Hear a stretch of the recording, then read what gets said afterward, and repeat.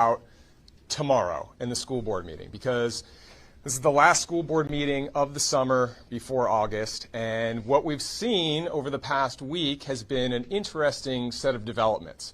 Now, for over a year and a half, parents in Loudoun County have been showing up to these school board meetings every 2 weeks to make their voices heard, whether it's for opening schools, whether it's opposing critical race theory, whether it's standing up for someone's First Amendment rights. Now, these parents are taxpaying parents in Loudoun County, or taxpaying grandparents in Loudoun County. And they're coming out here to address their school system that their kids, their grandparent kids go to, and that they pay for with their taxes. We've obviously created a movement here, which is made up of parents who are working all day, every day to recall the school board. We all remember in March when you had a private Facebook group with 6 school board members, and in that group, parents were targeted. Dozens of parents were targeted for speaking up at school board meetings about opening schools, about the First Amendment, about critical race theory. And since then, we have built this movement. And we've been collecting signatures now for 6 weeks. And clearly, what we saw last week, leading into this week, is a school board that is now working with special interests and political groups to pack the room. And I want to just warn everybody, as we saw last week, the Loudoun County Democrat Party put out a tweet where they're going to be busing people in from who knows where. We've got special interests like the AFL-CIO coming in, Planned Parenthood, Equality Loudoun, and that's fine. Everyone can come in and say their piece. But I just want to be sure that we all know that we are about civil discourse. We are about exercising our First Amendment rights.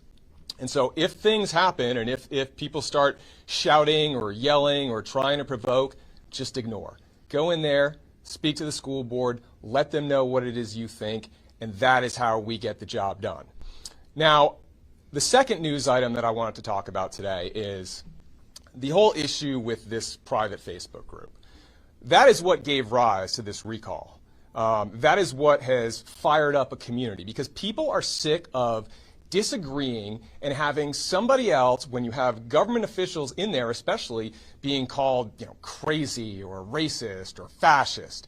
They're tired of it. Just because you disagree with somebody does not mean that you should be labeled a bad person. This country was founded on the right to disagree. But now what do we see? Now that we're gaining traction, now that parents are speaking up and are taking action, you've got Media Matters writing hit pieces on parents because they happen to be a Republican. You've got the head of the teachers union retweeting it. You've got Loudoun Democrats saying they're all right. It's crazy. This is all nonsense. And it's important to know that this movement is about government transparency and accountability. So what I want to do is talk about the second list, or the second Facebook group that we discovered. It's called Loudoun Parents, Teachers, and Staff for Evidence-Based Safe Schooling. Now, this was a private Facebook group that included, this time, 7 school board members. The only school board members that were not in there were John Beatty and Leslie King.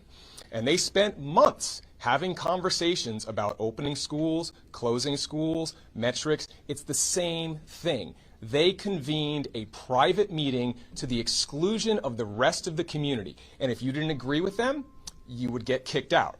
And these school board members were not shy about conversing in this room. In fact, even one of the things here says, I just learned that board members are limited in that no more than 2 board members can talk with each other at a time outside of official meetings.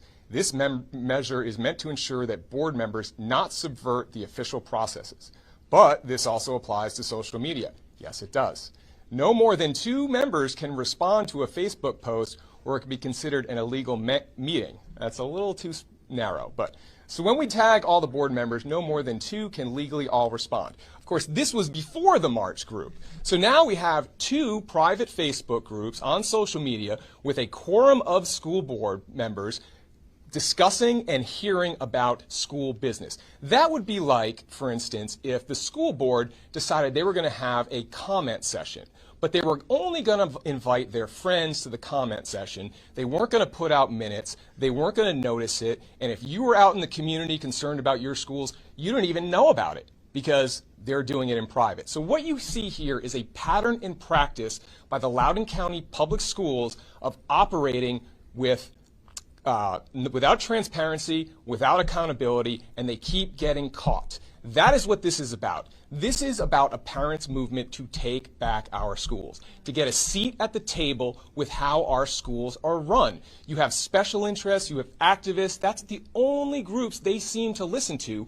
whereas parents show up every day to try and make their voices heard, and we get ignored. And when we start to make an impact, that's when you get the hit pieces coming, that's when you get the people being bussed in, that's where you get all the special interests and special groups that come in. They're all against the parents. So this is what this is about. This is about a parents' movement to take back their schools and to get a seat at the table on how our public schools are run. So now I'm going to get to my third news item, which I think you all find very exciting. Now, I will say these numbers are from maybe like 3 o'clock today. So there's more out there that we haven't tabulated. But as far as the signature gathering for the removal petitions, here's what we have. Brenda Sheridan, 260 signatures, 32%. Atusa Reeser, 474 signatures, 39%. Leslie King, 563 signatures, 47%. Denise Corbo, 6,064 signatures, 56%. Ian Sirotkin, 1,526 signatures, 70%. And Beth Bartz, 895 signatures, 76%, which means 281. Now we've seen we've all seen the posts and on her side. I mean, look. This is somebody who was stripped of her committees by her own school board. This is someone that was censured later by her own school board. And still, after that, she set a fire that created the list-making activity in March 12th, which gave rise to this entire thing. So, starting now, we're launching Operation Finish the Job. We are going to go door to door and get to where we need to with Beth Bartz. We're still going to collect signatures for everyone else, but it's all hands on deck for Leesburg. Let's get this done. Thank you.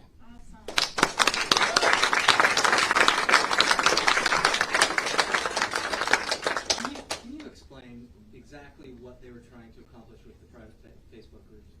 What was their goal here? It's unclear what their goal was, but I think they were trying to have conversations without having the public involved. With the March Facebook group, I mean, that was clearly to find parents, as they said, they wanted to infiltrate them, expose them publicly, and even hack their websites. And then what you had was another post saying, here's how we're going to list it. We're going to say name, area of residence, and school board member. And then you had dozens of parents being listed for all kinds of activities. And it wasn't long after that somebody that was listed's GoFundMe page was shut down. So I think we see, I just got a letter at my door from somebody saying I was a horrible person, and they had their little logo. So I think what they're trying to do is intimidate people, is to silence people. And then when we talk about critical race theory, this is what it's about, right? It's you cannot have a disagreement. You cannot say, look, let's have a conversation where we're talking about how to fix things, do things need to be fixed, where do they need to be fixed. Rather, it's if you don't agree with me, you are the enemy, and we are going to take care of you. So is your goal to get all of the school board members? 6. 6? Yep. Okay. Only the ones that were in the group. Although now we've got 2 more that were in a different group, so I don't know what we're going to do with that. Anyone else? In this new group? No, the old one was Brenda Sheridan, Atusa Reeser, Leslie King, Denise Corbo, Ian Sirotkin, and Beth Bartz. And what about And yes, the Commonwealth Attorney, Buddha Bibaraj, and the Board of Supervisors member, Julie Briskman. And the principal at Briarwoods High School. There were a lot of administrators and teachers and government officials in there. So Ian, we keep hearing the term critical race theory, and one thing opponents of this movement keep hammering on is the fact that that's a college course and not necessarily equity education. How do you guys answer that? Are you going to broaden your vocabulary when it comes to defining what's going on? I mean, I think we just look at Eric Williams' email where he said, while we are not, well, basically what he said was our instruction modules for teachers and our instructions for students are based in critical race theory. He said it. You look through all the documents, it's all the same terms. It's oppression, it's white privilege, it's white supremacy, it's you're either the oppressor or you're privileged. I mean, you can call it anything you want, but the fact is nobody ever said they were teaching the college course critical race theory, but it is laced throughout everything they're doing in school. Right, so again, those are all very general terms, kind of defining how race plays a role in society, whereas critical race theory is a college course. Excuse me, that's my intern, as I told you. And he thinks this is all very funny, apparently. So what are you going to do to direct the conversation so the verbiage is a little more accurate? Because again, it just puts a big target on your back by continuing to say critical race theory.